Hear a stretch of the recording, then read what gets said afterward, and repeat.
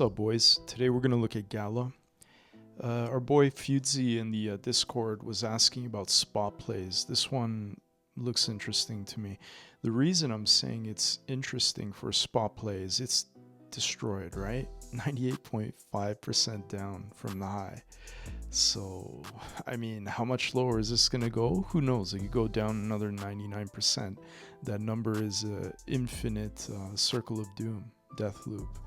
But I'd rather gamble down here than way up here, right? So a lot of people were buying breakouts and they probably had to close. Point is, there's a lot of upside. So we're going to look at this chart and we're going to start on the weekly. So I mean, if you just look at this, this could be a consolidation range setting up for a much larger expansion when you zoom out. So we'll have a look at that range. And here's what's happened on the weekly. So the weekly basically took out these highs, 1 and 2. I would consider this one the external high just because that one took out this internal range before the big push down, right? So that seems to me like a more important high, which they took out, and then they deviated and closed back inside, targeting the weekly internal range right there. Once that got filled, you could see a wick form somewhere around the midpoint of that internal. And in this fractal here, you're building something potentially for long. As you bring down the time frame, here's your daily. So on the daily, you see a bunch of failed swings on the way down, meaning there's a ton of liquidity on the way up. In this range, you have a bit of a consolidative range right in here. So if we just created a little box right there, you have your consolidation range. Now, typically before we get the full reversal, when we have a consolidation like this, we're looking for one more sweep and then break back into the range before taking off. So that's something I'm watching here on this setup. But we'll go into the mechanics of the long in a moment. I just want to go through structure first. So if we pop it back into the 12-hour, again, we're time frame aligning the weekly time frame into the 4-hour, but with longer consolidations in between each range. Sometimes it's better to visualize on the higher time frame, 12-hour. So this high that ran the previous highs over here is our original consolidation. So that's the external high within this structure that we'd be targeting on a long if we end up getting a long. These are the failed swings you're also targeting, so you have a pretty good draw on liquidity up with very little to the downside. I mean, they could still take out these two lows, but I mean, that would be just ridiculous, right? You'd be looking for all-time lows at that point. I don't think we're gonna run those, but what do you see within this range? I could see a couple of consolidation boxes. So you can see there's a market maker model inside of the extreme high and the weekly imbalance. Distribute, distribute, distribute. And this was an induction, inducing front side longs before blowing them out and then rebalancing the weekly. So using this structure, you could see some clear areas to target, right? So your first TP is going to be when they take out this part of the liquidity arc. Second one, you have a whole bunch of relatively equal highs here. And then you have another group of liquidity here, and then your external high. So just from the lows, you have pretty much like a 500% move. 400, depending where you get in within this range. But let's say conservatively 400%, which is unreal, right? So that's unleveraged, meaning you could take a spot position down here and 4x your position. 10 grand would be worth 40 at the end of this trade. So this is an interesting structured development in the range. So taking off the MMXM, we're going to dive into the actual setup. So for this, we're going to use the 4-hour time frame.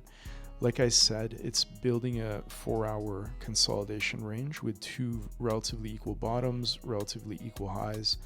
What you're watching for is these lows to get swept before actually going long. So some of the things I'm looking at are the reactivity off your anchored VWAP from the low. Looks like they held here. Here there's a breach. Here it's kind of holding. I still think we're going to get one more flush down. The reason is we have this 4-hour order block here, and we have this internal low. Even though this low took out that low and it could run from here, I'm just going to be a little bit greedy and let this internal range create more liquidity before hitting this order block, because nobody's orders got filled yet. So I'm assuming, and again, who knows, it could take off, but I'm assuming they're going to drive it in one more time. While it's doing that, it's creating these liquidity pools for the move up. So if it does that and it takes out the low, then reclaims, you'll have a nice liquidity arc in the range. So at the very minimum, you're going to get a nice long into these highs, and you can see there's no inside wick. All these are exposed, so we should get a nice push up once they take out the internal low. So that's the long. And where would you target if you got in down here at the lows? And like I said, you have equal highs right here. You have another liquidity pool, one more there. But if you really zoom out on the monthly, this is where you could see your actual targets.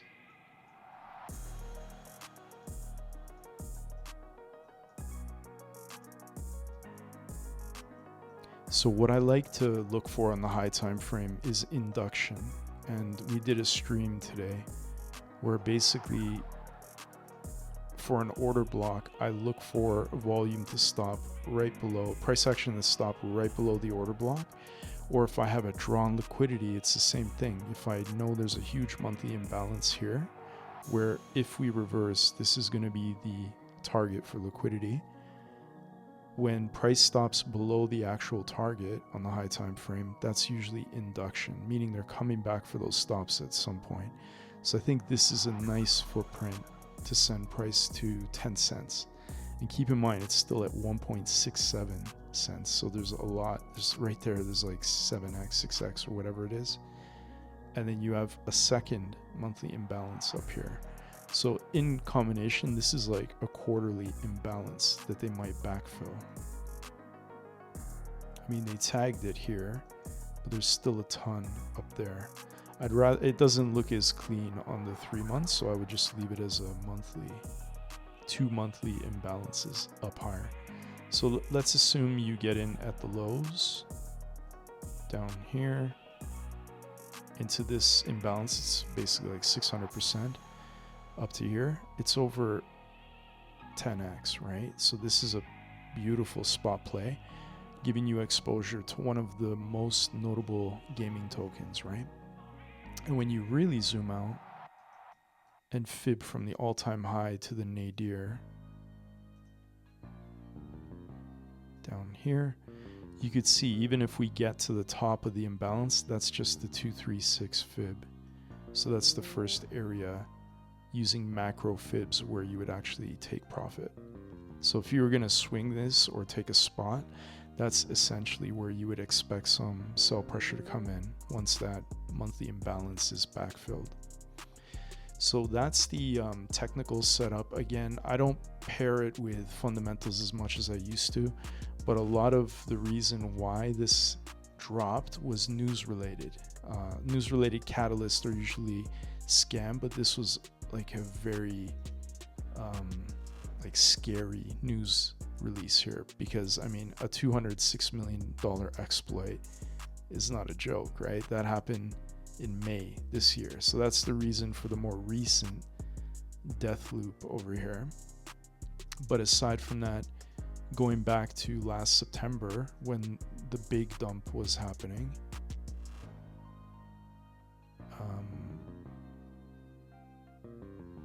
is it 2023? I'm losing my mind. Yeah, so like going into it, there was a huge drop. Point is, the CEO was feuding with co-founders with 130 million in GALA tokens. I mean, it was just pure amateur dev, like Adderall riddled dev skirmishes, you know what I mean? Like, it's just stupid Adderall devs fighting over nonsense. So these type of things, these news events that are a catalyst for driving price down, if it's a real solid project, that just gives you an opportunity to buy at much lower levels in deep discount. If you look at their Twitter, it's still very active. They're pushing out games regularly. They're also really getting into music.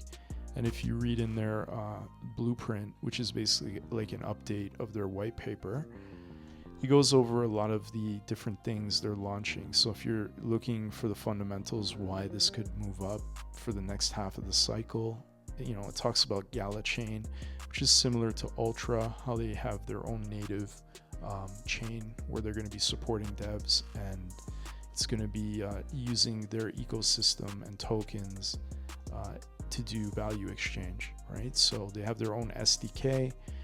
They have basically plugins for devs to use GALA chain. So even if they're on a different project, right, they're on a different chain right now, there's ways that they could just plug and play into GALA. So I think that's going to be very bullish for their ecosystem.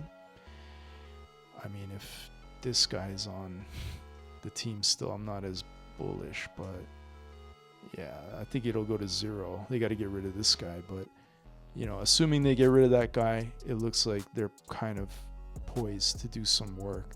So GALA overall, you're basically buying at the lows with tremendous upside. Don't forget that this coin is down 99.8% from a peak high of 84 cents, right?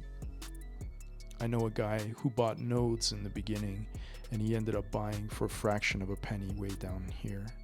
So I'm just saying, if you can rerun the same play, guys like that made money on the move up, they're going to be re-upping the play over here just because they associate good feelings with this coin. And at this point, I don't think it would take much to send it. Let's see what the market cap is.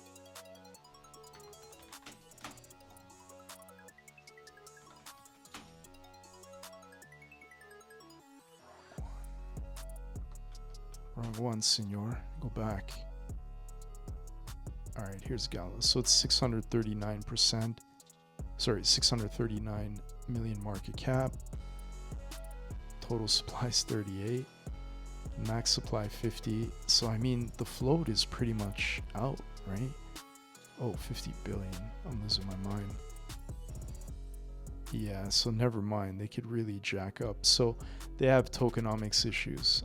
I would look more into tokenomics, but to be honest, at these levels, it just feels like there's a lot more upside than down. So if you're looking for a good spot play, this could be a 12x, and that's just like to the 236. If it goes anywhere near these highs, you're looking at a stupid 24x. I mean, it's like a meme coin at this point, right? 35x. So one to watch. All right, boys. Cheers.